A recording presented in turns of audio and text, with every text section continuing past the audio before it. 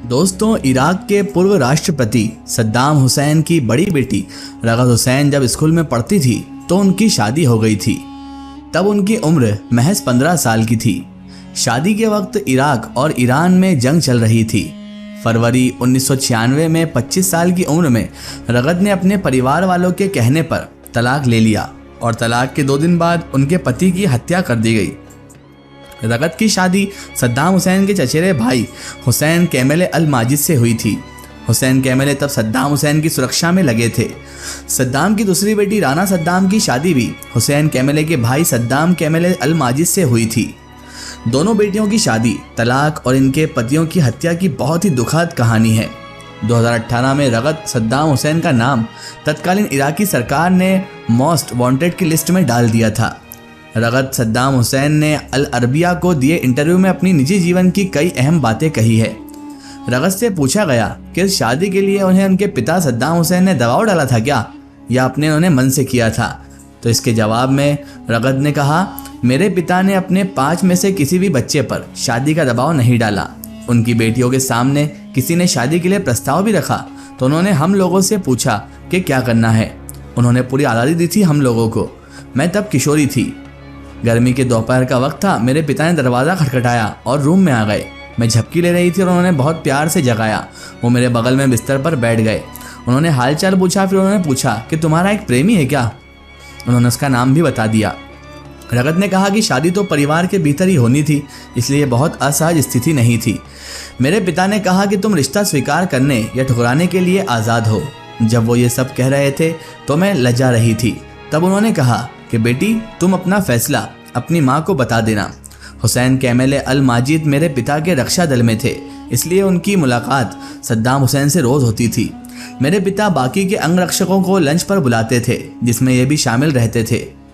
हम दोनों एक दूसरे को प्यार करने लगे थे। मेरी माँ को पता था, तब मैं बच्ची ही थी, लेकिन प्यार जल्द ही शादी में तब्दील हो गया। मैं तब स्कूल में ही पढ़ती थी। शादी के बाद भी मैंने पढ़ाई जारी रखी और ग्रेजुएशन की पढ़ाई पूरी की। मेरे पति पढ़ाई के पक्ष में नहीं थे, लेकिन मैंने पढ़ाई पूरी की। शायद मेरे पति ने ऐसा ईर्ष्या के कारण किया हो। इराक में तब सुरक्षा को लेकर कोई दिक्कत नहीं थी, इसलिए स्कूल नहीं जाने देने की जिद करने के पीछे ये कोई कारण नहीं हो सकता था। हालांकि मेरे पति मुझे प्यार और आदर दोनों देते थे। वो मेरे माता पिता का भी आदर करते थे।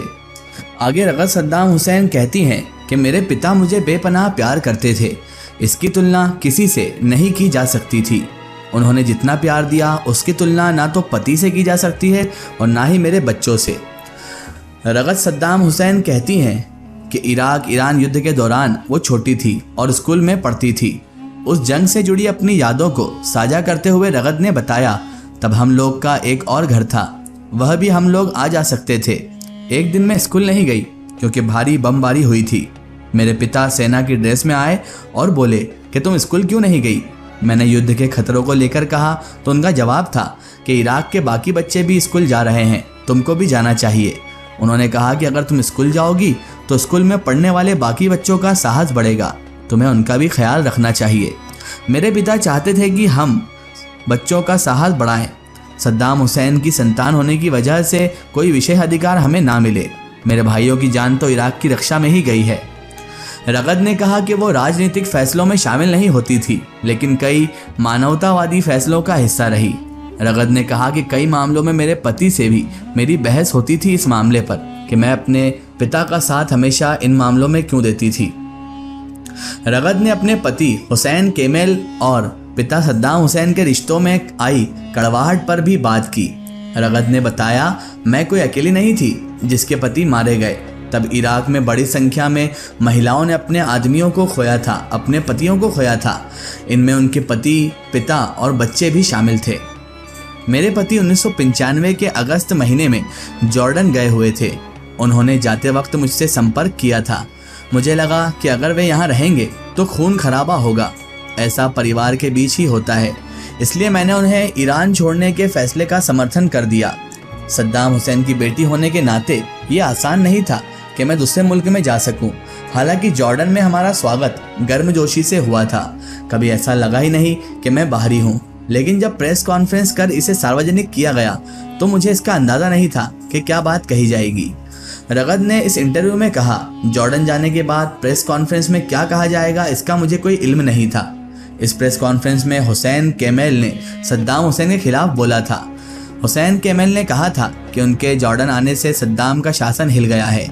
कैमेल ने इराक के सैनिकों से सत्ता परिवर्तन के लिए तैयार रहने को भी कहा था।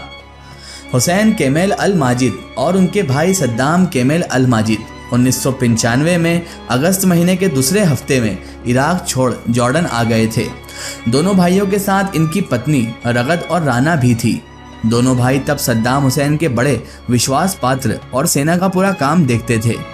कहा जाता है कि इराक के हथियार प्रोग्राम के पीछे इन्हीं का दिमाग था। जब ये जॉर्डन आए तो इनके साथ इराकी सेना के 15 अधिकारी भी थे। जॉर्डन आने पर वहां के किंग हुसैन ने इन्हें पनाह दी थी और इसे लेकर सद्दाम हुसैन खासे नाराज हुए थे। तब अमेरिकी राष्ट्रपति बिल क्लिंटन ने किंग के फैसले का स्वागत किया था। आखिर रगद के पिता सद्दाम हुसैन और पति हुसैन कैमेल के बीच आई दरार की वजह क्या थी? इसके जवाब में रगद कहती है, मेरे पति का सितारा बुलंद हो रहा था।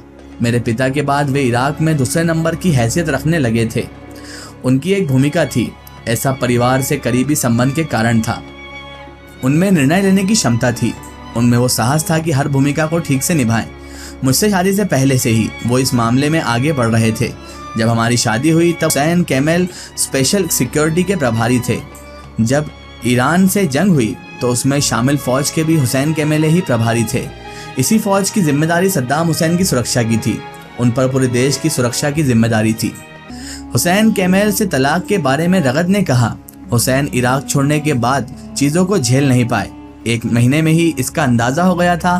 तलाक का फैसला फरवरी 1996 में इराक लौटने के 1 दिन बाद ही ले लिया था। मैंने अपने पति से बात की और फैसला किया। मेरे पिता बहुत दुखी थे। उनसे लंबी बातचीत हुई थी। वो इतने ज़्यादा दुखी थे कि बात करने की स्थिति में नहीं थे। इस दौरान मेरे भाई भी थे और वही फैसला हुआ कि हमें तलाक लेना है। जॉर्डन से लौटने के 3 दिन बाद ही हुसैन कैमेल अल माजिद और उनके भाई सद्दाम कैमेल अल माजिद की हत्या कर दी गई। सद्दाम कैमेल की शादी सद्दाम हुसैन की दूसरी बेटी राना सद्दाम से हुई थी। रगद हुसैन ने इस इंटरव्यू में कहा कि उनके पति की हत्या का फैसला उनके परिजनों का था। रगद ने इस बात को भी स्वीकार किया कि उनके पति की हत्या में उनके भाई उदय सद्दाम हुसैन की भी भूमिका थी। रगद कहती है, जब मेरे पति की हत्या हुई तो मैं 25 साल की थी। जितना दुख मुझे हुआ वो मैं बता नहीं सकती। मेरे पिता को भी इसका एहसास था और उन्हें मुझे सहारा देने की कोशिश भी की थी। 2003 में इराक में अमेरिका के हमले के बाद रगद जॉर्डन चली आई थी और तब से वहीं पर रह रही हैं। और दोस्तों, रगद हुसैन और सद्दाम हुसैन के संबंध के बारे में अधिकतर लोगों का यही कहना है कि ये महज इनको बदनाम करने की एक अफवाह है। आगे कितनी सच्चाई है ये जानेंगे हम फिर कभी और। फिलहाल आज की वीडियो में बस इतना ही। अगर ये वीडियो आपको पसंद आई है तो इसे ज़्यादा से ज़्यादा शेयर कीजिए और इसे अपने फ्रेंड सर्कल, अपने रिश्तेदारों तक ज़रूर पहुंचाएं। इसी तरह की इन्फॉर्मेटिव हिस्टोरिकल वीडियो के लिए हमारे चैनल को सब्सक्राइब कीजिए और पास में दिए गए घंटी के आइकन को ज़रूर दबाएँ ताकि हमारी आने वाली हर नई वीडियो की नोटिफिकेशन आप लोगों तक पहुँचती रहे। जय हिंद, वंदे मातरम।